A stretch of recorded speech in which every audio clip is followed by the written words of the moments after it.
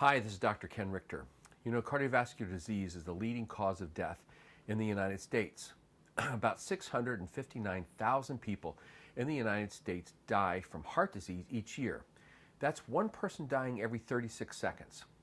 Now, the five most common cardiovascular diseases are heart attacks, stroke, heart failure, arrhythmia, and heart valve complications. There are repairs that are available, like bypass stents and even transplants, but how do we get to that stage to begin with, and what can we do to prevent these things from happening?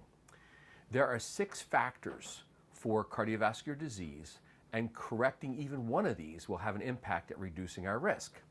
5 of the factors are called modifiable, which means that we can work to fix or control that disease so that we will reduce our risk.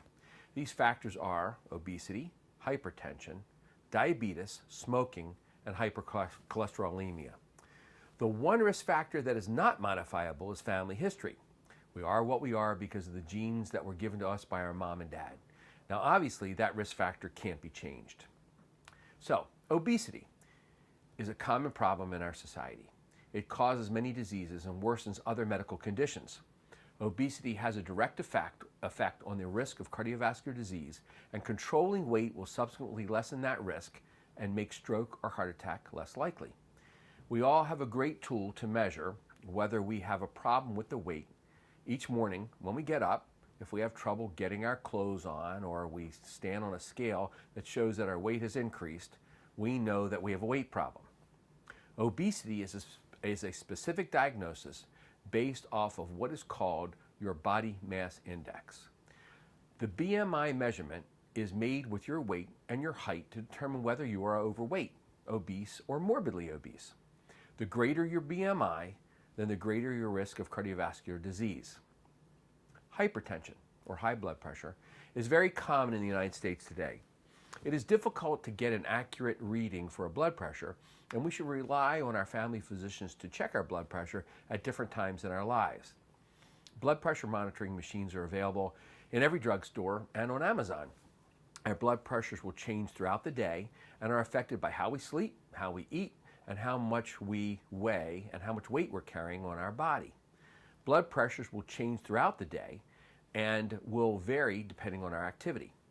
When a blood pressure is taken, it should be taken multiple times in order to determine an average measurement to know if this is going to be a risk factor or not. What we eat has a lot to do with blood pressure and diabetes. Diabetes mellitus is a disease where our bodies cannot process glucose or sugar. Diabetes has been shown to be an independent risk factor for cardiovascular disease and is lessened by better control of those glucose measurements. Now, most of diabetes can be controlled with diet and exercise and a change in lifestyle. It is a simple process, but just not that easy. Diets need to be watched in the amount of carbohydrates and fats that are consumed, and there needs to be a regular exercise schedule to burn off extra carbohydrates and glucose. A healthy diet includes vegetables, fruits, lean meats, fish, beans, whole grains, and healthy fats.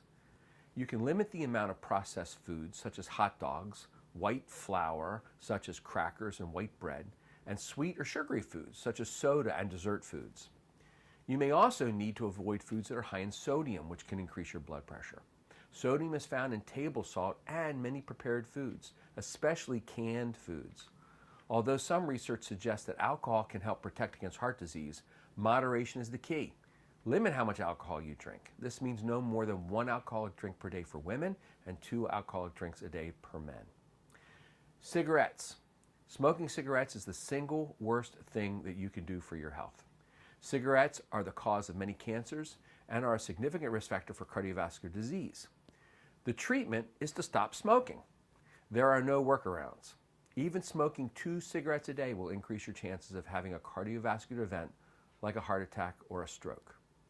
Hypercholesterolemia, or high levels of triglycerides and fats within your system, will increase your risk of clotting your arteries and causing cardiovascular events. Lowering your cholesterol through diet and exercise is beneficial and will lower your risk.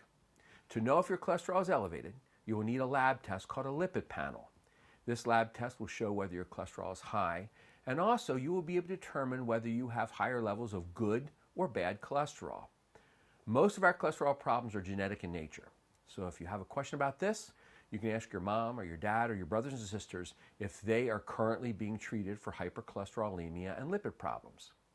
This is not an easy answer for many of these problems. There is much work that needs to be done by the patient in order to maximize their health and minimize the risk associated with cardiovascular disease. A cardiovascular event, like a stroke or a heart attack, may likely result in a permanent damage to your system, so that you will be limited for the rest of your life in activity and many things you would like to do. Once that happens, there is no turning back. The damage has been done. So, the time is now to take control. And the best treatment for all of this is to prevent it from happening at all. The best resource would be to talk to your family physician about these conditions and how best to treat them. Non-pharmacologic treatment is preferable in all situations. This needs to be considered first before medications are to be prescribed. There are medicines that will work very well for these situations and may be necessary in order to reduce the risk of these cardiovascular events. It does take work to stay healthy, but the rewards are worth the effort. Thank you. This is Dr. Ken Richter.